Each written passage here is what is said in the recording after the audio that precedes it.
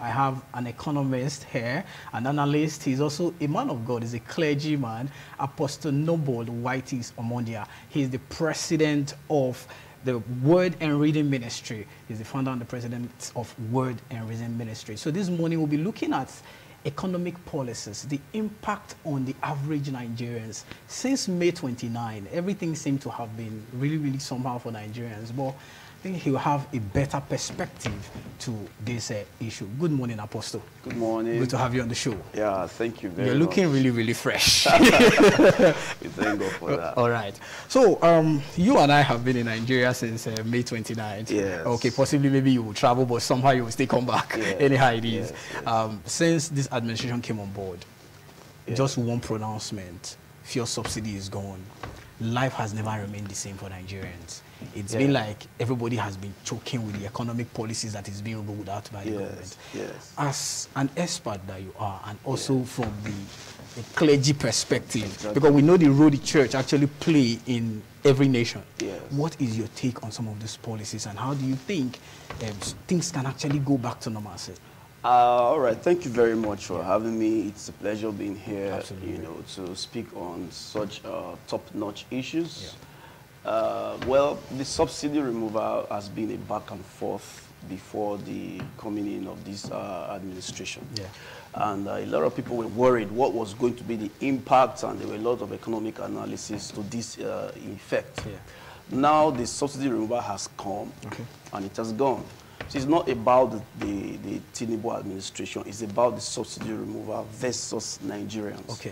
And if you look at it, it's just as predicted that it was going to bring some economic hardship on the people, but it was supposed to be temporary. Absolutely. It wasn't supposed to be something that's supposed to last too long, like we're facing already at the moment. So, but however, that has to do with the government in power.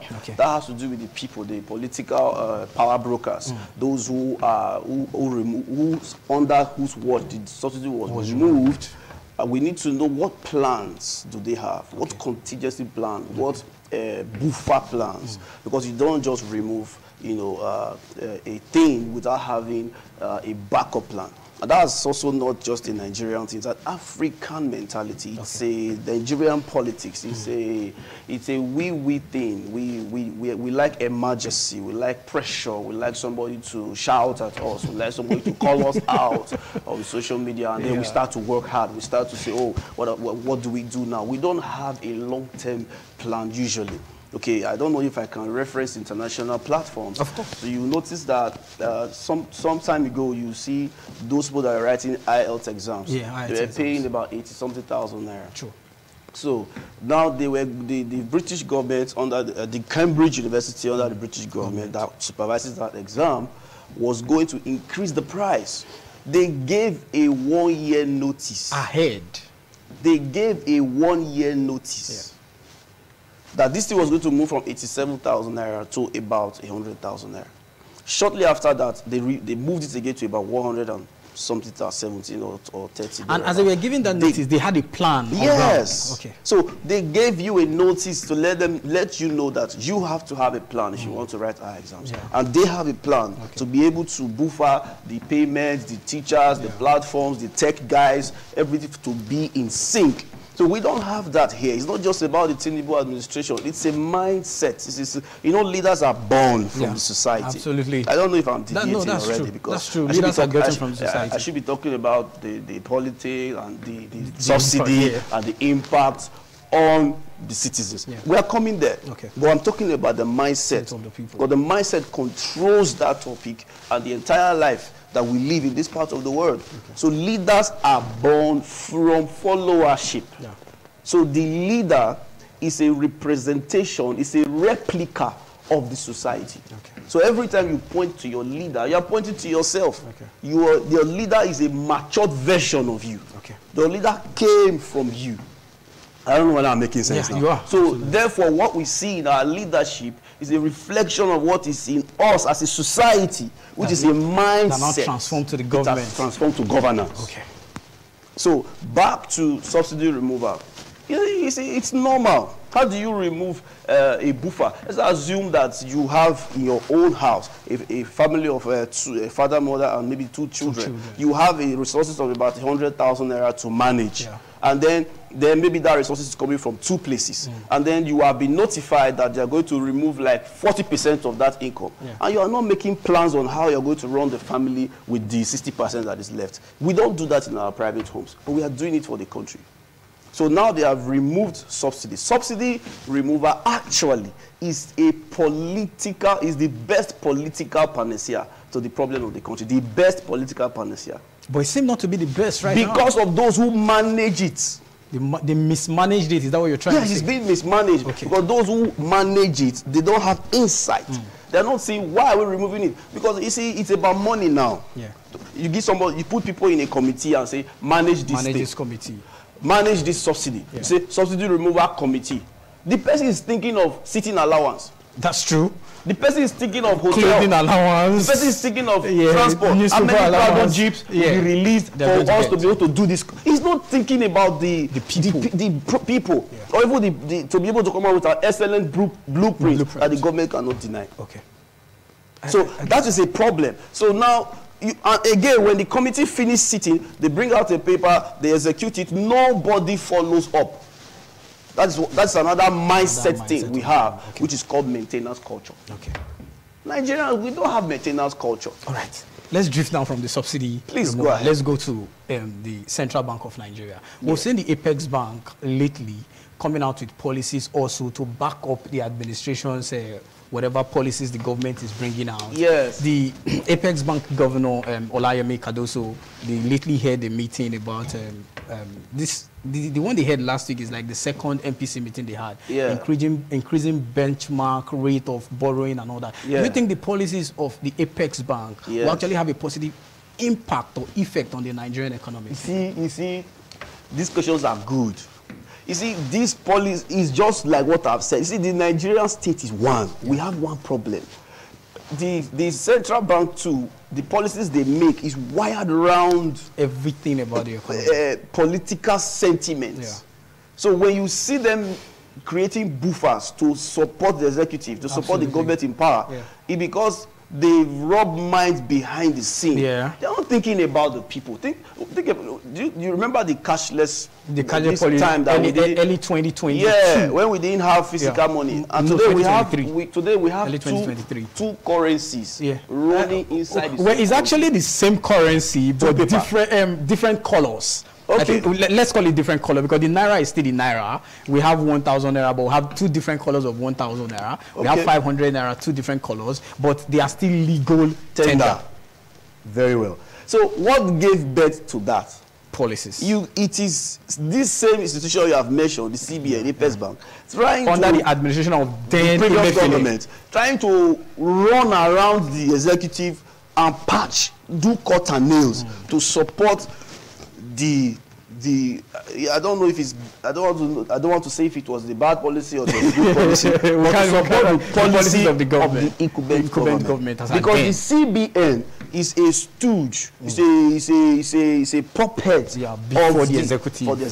Okay. So when those policies are rolling out, you need to really go and check why. What is the impact? How does this thing go down? Look at when the palliatives was funded. Absolutely. And was initiated by the government and funded by the CBN. Where did the palliative end? It ended in people fainting.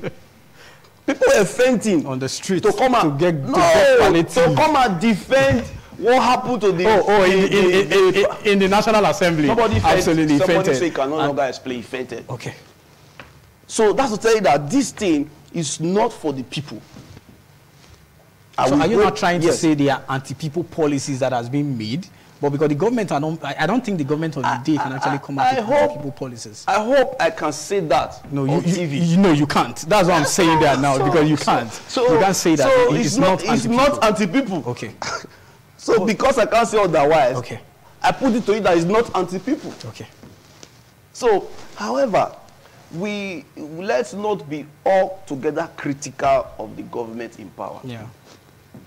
Because I don't believe that the government in power can succeed without The people. The people. Okay. Because the people are actually the reasons why they are there. Yeah. And they are a reflection of us. So we have to be patching each other. Okay. We help the government. The government will help us. They will keep it. So it's more like a win-win situation. Give and take. I want to improve the law. Yes. Okay. I continue to improve the society through the private sector, through the NGOs, small businesses. Through all that. Yes. That is the only way that we can help the government. Okay.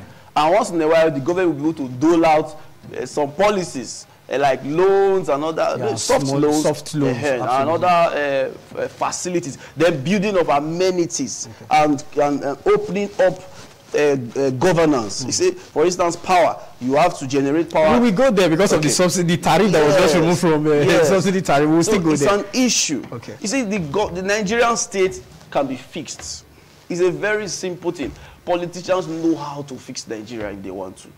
Economists know how to fix Nigeria if they want to. Okay. Professors of these universities we have in this country, they know how to fix. I don't know economics more than those professors. That's true. I don't know it more. They know. Yeah, they do. Even in classroom, the solutions are given. Even in this Justice Wise report and all the other reports that come, you will look at them, put together. You will see that these people know what to do.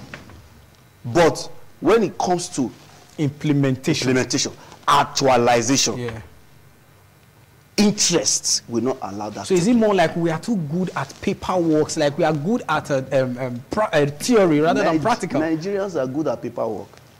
We are smart. Take an average Nigerian to Harvard, you will discover that we are good at paperwork. Take us to platforms. Take us to international community to compete with people. We are good at platforms. Okay. But when it's time for you to execute, we don't have the structure that allows your intelligence to play out and be sitting in front of you, either as a device like a phone that was produced, or as a laptop, or as a camera. All these things that we are seeing, even cars and flight planes, they were developed by just ordinary people, bought into by the government, and they become a world-class material. Okay, let me now press 2 and 1 together because we're being pressed for time. We have to go on the break by 9:30 for the news update. Now, you just mentioned, that actually drew my attention to the whole flight issue. Yes. Recently, we saw the Arik Air launching the Lagos to London route, laudable, yes. Which has never, we know how much it costs before by these foreign airlines in terms of sourcing for FX, you pay in dollars, they convert it to Naira. But Aline Onyema came out with the whole Lagos to London. I heard that the day he launched that flight, the first aircraft that left the Murtala Mohammed International Airport, they still had passengers remaining because they couldn't contain everybody, those who booked. Because why did they book? It was cheaper. It was cheaper. This is, you understand, it's a Nigerian project. You know, so what's your take about the whole launching? You see, that was why I mentioned that we have to help the government. And one of the ways we are going to help the government is through the private sector. Absolutely. And that's what Onyema is doing. So the way he went to South Africa and brought those people that were stranded. The other day he went to the other side to brought people that were stranded. You see, that was no government effort. Until the government begin to recognize him and begin to validate him, and now they be giving him license to do more. So this guy is an example of what the Nigerian state is going to look like if all of us continue to emulate him. Now the flight he opened from here to UK has brought us to international platforms. Absolutely. If you wanted to book flights before internationally you will discover that you see Fly Emirates, you see KLM, you see different kind of, and they don't all have the same price. Absolutely, no, they don't. Some ranges from 8 million to 10 million. So if they don't have the same price, that means that there is no international set standard really that gags these platforms, these aero platforms, to put their tariffs in a certain way. So that means it's a negotiation. Depends on what you are bringing to the table. So Onyema has allowed Nigeria to have a voice in that industry. So we can negotiate how much we want to pay. So those other flight platforms will no longer pressure Nigerians to pay so amount in dollars. That is another way to strengthen the Naira. That's true. You don't strengthen the Naira. I don't help we have time to talk about how to strengthen the Naira. Definitely we'll have more. Because if you don't have anything from Nigeria, you are selling outside. You can't strengthen the Naira. If you like, print billions from the CBN. Dash people money, give them loans. The Naira is going to die until you have something you export. If this is my content now, what I'm saying now, if it can be produced here and exported to UK and the foreign exchange comes to this country, either through me or through you or through this platform, then we are strengthening the naira. Absolutely. If more people begin to sell things out, produce things out, we are strengthening the naira. So Oyema is strengthening the naira. We are going to now be paying in naira. We are going to be able to negotiate with our currency. Then we are going to be able to tell other airlines in the industry. See, please, Oyema is telling us to pay 1 naira. How much you want us to pay in dollars? We can't pay. We go to this one. So you see, they will all bring it down. Okay. This thing also happened for the telecommunication, Econet and the rest. When the first one came, 1 call was 100 naira, 1 minute was 100 naira. Absolutely, but today you can actually do that for like 10 naira or at least. Okay, we are pressed for time, like I said, but one more before we go. Okay, the Dangote refinery has actually launched out automated gasoline oil into the market. Yeah. Popularly called diesel. Yeah. Do you think this will actually bring down the cost of this product? It will not. If it does, it will be temporary. You see, there are many things I wish that we could discuss. Okay. The Dangote refinery, is it a Nigerian refinery? That's a question. I don't think anybody have answers to that. It's not a Nigerian refinery. Okay, but he owns it. The name no, let me tell you. I can say this one. The Dangote refinery is placed in a territory that is called free trade zone. Yeah. Okay. In that place, I don't know. He's suspended. He's not paying taxes to the country. Okay. He's not sitting in our Nigerian space. Okay. So we are still patronizing Dangote as an international company. Even instead of taking your oil to South Africa to go and refine, you just take it from Nigeria to go and refine in Dangote's company. Okay. You are taking it from Nigeria. Okay. You are not refining in Nigeria. Right. So eventually, when we have gotten used to Dangote's product, they are going to take it off. All right, quickly, let's wrap up with this. Yes. You are a clergyman. You are a man of God. Yes. What do you think is the role of the church? Whether the church or the mosque or the religious body? Let's wrap up with this. I have to quickly say this to the religious and faith-based body. Okay. We have to diversify. Okay. I know that you have finished praying on Sunday morning. You have anointed the people. Absolutely. But you have to send them, train them in Bitcoin, train them in Forex, train them in e-commerce, train them in a beach. You have to push your people to go and work. Okay. Not going to church and be praying at 9 a.m. in the morning. I'm the president and founder. I'm anointed. Okay. You need to see me layers of people at their falling. Right. But after they fall, there's no more money in their pocket. Absolutely. So I said, no, you will fall on Sunday, on Monday you go and stand. Absolutely. And work. Then on Saturday you bring the tithe and offering. If you don't explain this thing to people, they're going to get frustrated in the church. And they're going to be backsliding. We are pressed for time already. I just pray we'll have another day to have a better conversation on this discussion. Thank you very much, Apostle Nombu Whiteys Omodia, the president and founder, Word and Reading Outreach. Thank you for joining me on the show.